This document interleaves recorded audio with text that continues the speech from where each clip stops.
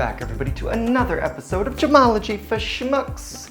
My name is Peter Nelson. I'm here to guide you in everything you need to know about gemstones and jewelry. Well, a friend of mine just came back from Sri Lanka, a land full of so many gemstones, and they were so kind as to give me a variety of mystery stones. Well, they weren't necessarily mystery stones at the beginning, but I definitely forgot what they said that they were, so we're going to identify them together today. So, let's start out. We have 4 stones here, and let's start with the violet one because I just like that color. So just quick observation, it looks like this has a pretty high luster, so when we get to the refractometer, I expect to get a pretty high RI. Let's take a quick look with a torch, 3-way torch. We've got purplish, going more to violet in blue light, and very, very small amount of fluorescence, if anything.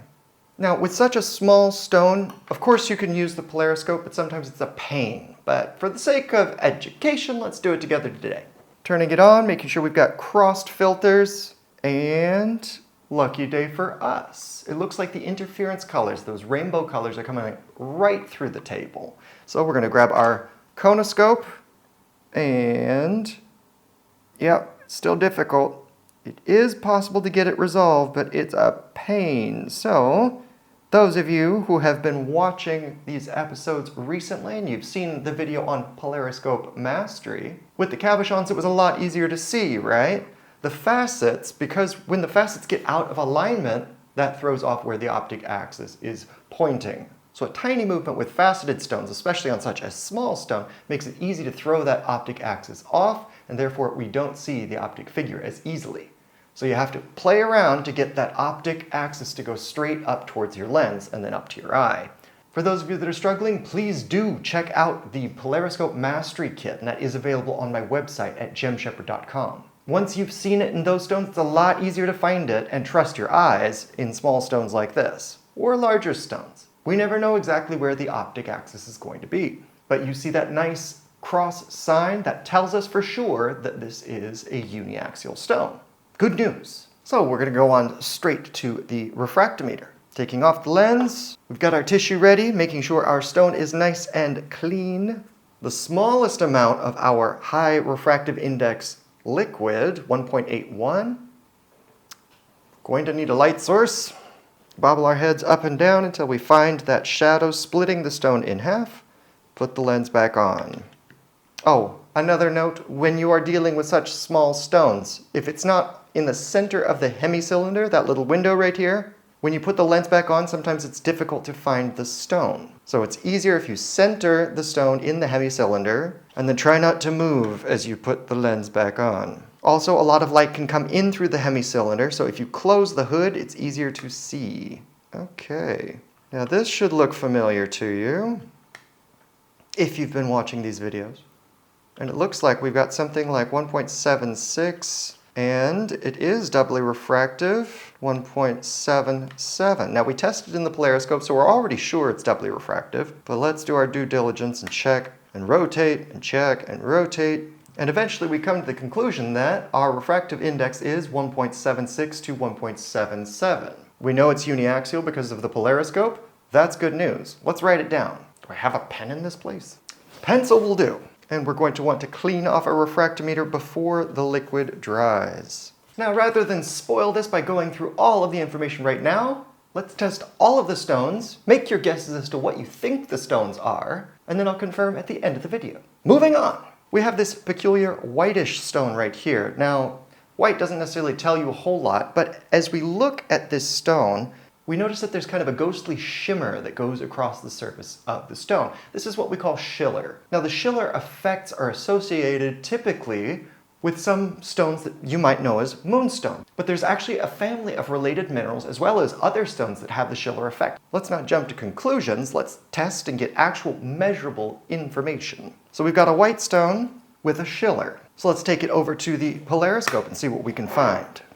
Now I'm seeing a bit of a blink. It's difficult to tell. Again, small stones, pesky. But as I move it around, I think I am able to find those interference colors as well. So we grab our conoscope, this little lens, and laying that lens on top, if we hold it very still, we can see that it resolves into an optic figure.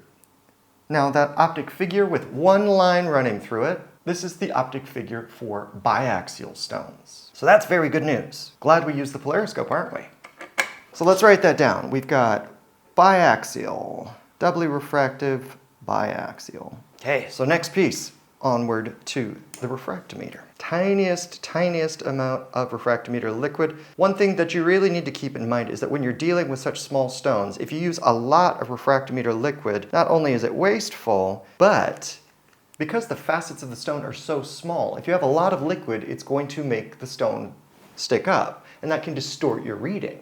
Put our stone on the middle of the hemicylinder, bobble our heads up and down until we see the shadow, and this one, the color is quite faint.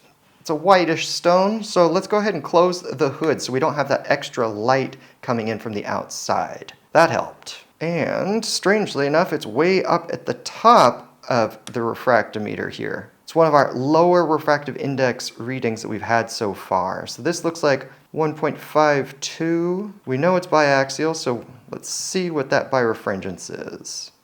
Rotate and check, rotate and check. Now, one thing to note is that when you're dealing with stones that don't have an amazing polish, the reading is less crisp in the refractometer. Sometimes that's associated with softer stones, sometimes that's just, well, they didn't polish the stone particularly well. So things that have a very low refractive index, like opal or plastic, may not give you a very crisp reading, just something to keep in mind. It's not always your eyes. Might be my eyes, though. So what I'm getting here is 1.52, 1.53, somewhere in there, but I don't think it's a full birefringence of 0.001. I think it's less than that. Obviously, we want to be as close to the mark as we can, but sometimes just being aware of what your range is enough to narrow down your selection.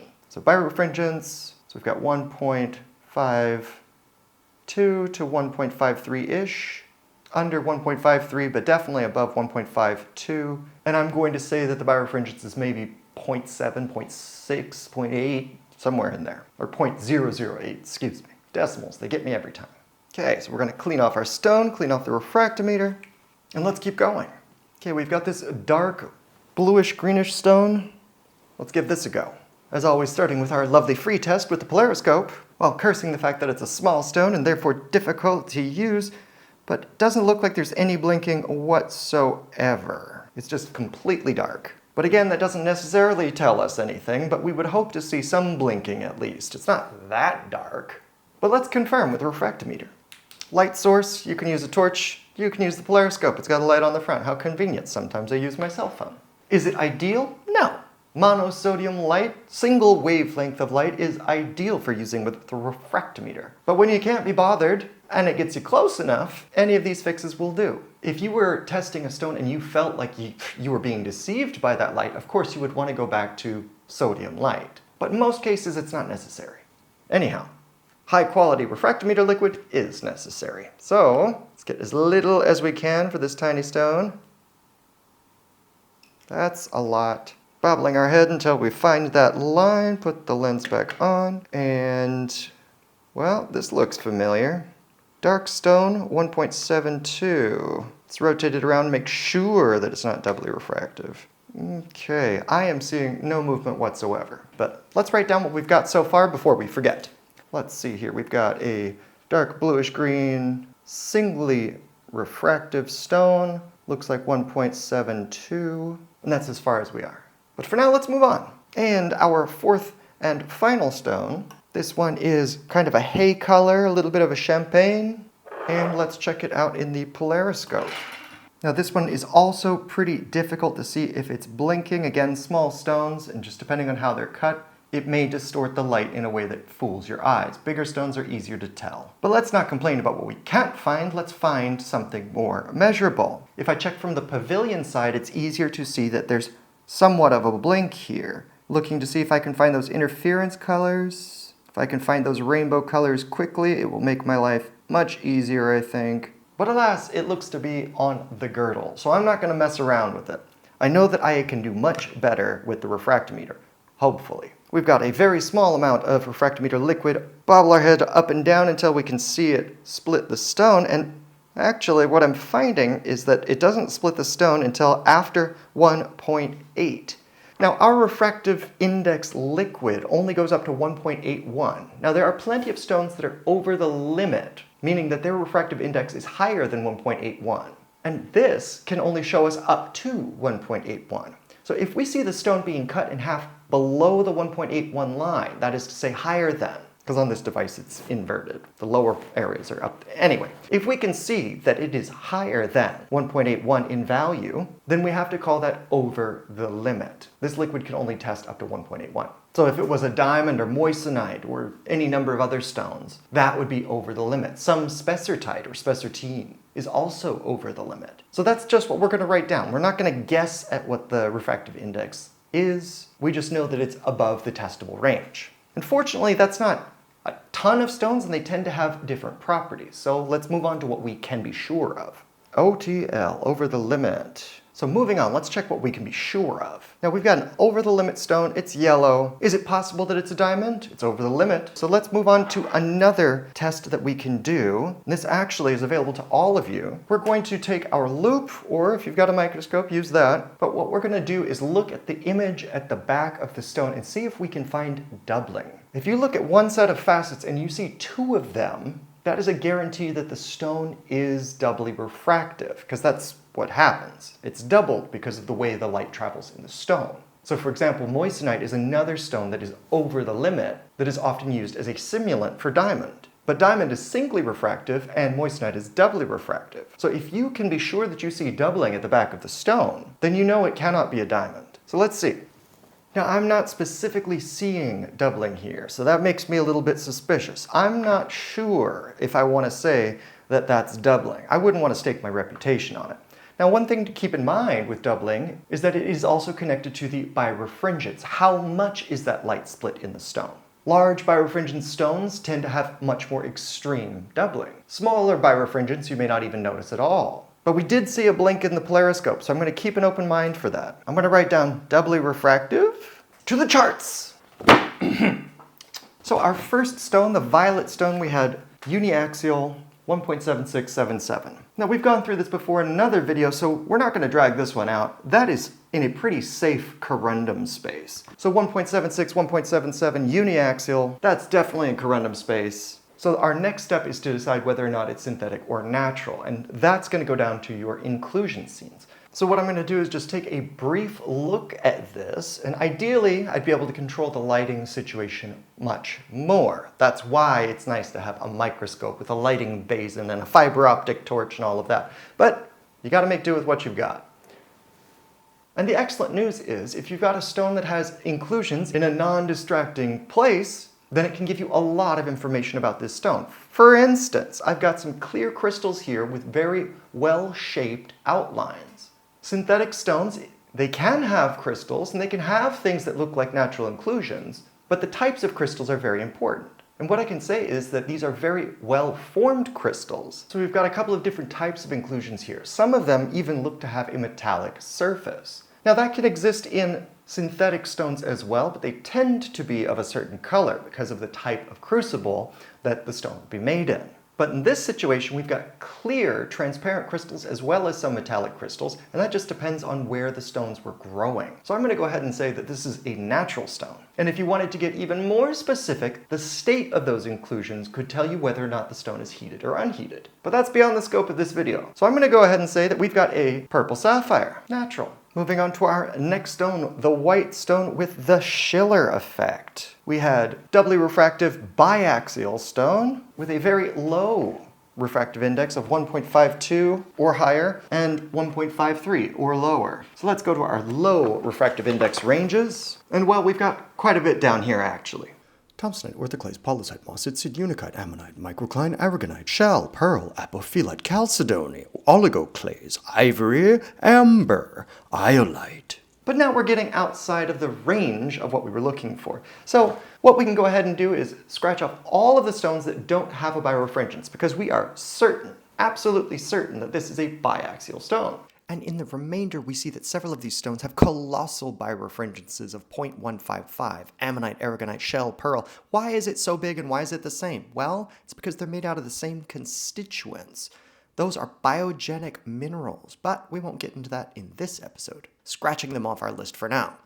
The remaining stone that seems very interesting is microcline. It's right inside of our range, has a very similar birefringence, but what we need to see is that it is an aggregate, AGG. And that's because it is a grid-like intergrowth of two feldspar minerals. So this does not meet our criteria. From the outside, it looks entirely crystalline. Those of you that are screaming about SG, if you'll look that these are 0.02 apart and the ranges allow them to overlap completely. That's not going to help us at all.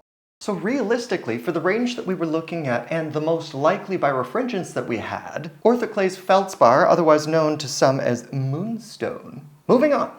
Now this dark bluish green stone that we had 1.72 singly refractive, we've talked about spinel a lot, so I'm going to go ahead and say this is spinel. If we want to know is it natural or synthetic, we can go ahead and give a look with our loupe and see if we can find any signs of natural or synthetic growth. I'm seeing some potential crystals, but they don't have a shape that makes me entirely confident. So if I wanted to give a call as to natural or synthetic, this would be something that I would take to a microscope with different lighting conditions to get a better read on what are those crystals. Or are they potentially residues of flux? Because both are very possible and can look very similar. So we're going to leave that call on whether it's natural or synthetic for a different day, or just take it to the lab. Second opinions are always great. Next, and finally, we've got this yellow stone, over the limit stone, probably doubly refractive, though we weren't very comfortable with that. We didn't necessarily see doubling, nor was it particularly easy for us to find that optic figure in the polariscope. So let's look at what our options might be in the over the limit section. Garnite, spessartine, yag, androdite, sphene, scheelite, zircon, GGG, cassiterite, CZ, lead glass, sphalerite, strontium titanate, diamonds, synthetic rutile, synthetic moissanite, cuprite, hematite, and then we get up into the metallic range. Hematite, pyrite, all of that. So let's go back to the beginning and see if we can do anything to make this a little bit simpler. Let's look at our doubly refractive stones just to try and narrow this down a little bit. So we've got sphene first on this list. Sphene also has a very high birefringence. So if it's got a high birefringence, we didn't see doubling? Probably not. Also, sphene has a strong fire. We're not seeing that. Scheelite, birefringence of 0.016 and moderate fire. Zircon. Now zircon is a very peculiar stone because zircon has a feature that I don't know that I've heard any other stone have. There's probably some out there, but in the gemstone world, it's not as common. And it's called metamict. There are old zircons and young zircons. And that's without even talking about the treated zircons.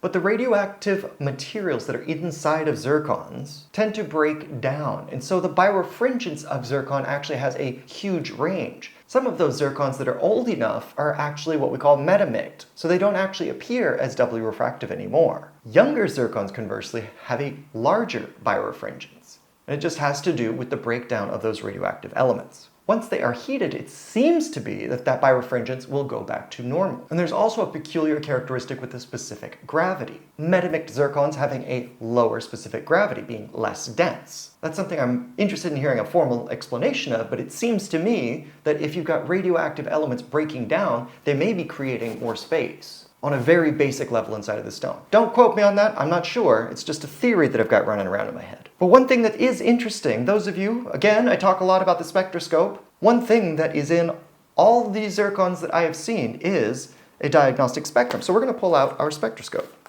If we can find that pattern, then that will answer our question, and we don't have to go looking around for SG, because you know I hate doing math. And I like quick answers, especially when they're reliable. Okay, I'm going to switch over to the Noble torch. It's got a smaller aperture, it's a little bit easier to use. And there we have it.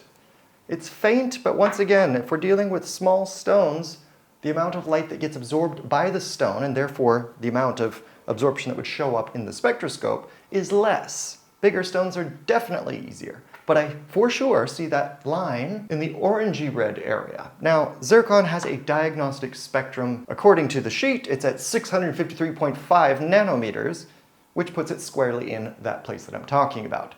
But when we break it up, each of those colors has a number, unlike purple. Purple doesn't have a number. Violet does. And it's way over towards 400. That's why ultraviolet and black lights, long wave UV ultraviolet, short wave UV, have nanometers that are beyond the visible spectrum. But this stone has a line, a faint line, somewhere in that orangey red area getting up towards 700. So 653 sounds about right. And because I have seen enough of these specters, I trust my eyes to say, yes, I'm not making this up. That's definitely a line. Those of you who haven't gotten comfortable with that should definitely be looking at the spectroscope kit, because I select each of those stones to make sure that the spectrum is visible. Once you've seen it there, it's easier to see it in other stones, like this tiny one. So there you go. We've got a purple sapphire, natural. We've got orthoclase feldspar, otherwise known as moonstone. We've got a piece of spinel, and we've got a piece of cognac zircon, or champagne. Poison of choice. So did you guess them right? I'm curious. Those of you who'd like to get in touch with me directly, head to gemshepherd.com. Otherwise, leave a comment down below. Hit like, hit subscribe if you haven't already. Tell all your friends about me. Until next time, bye-bye.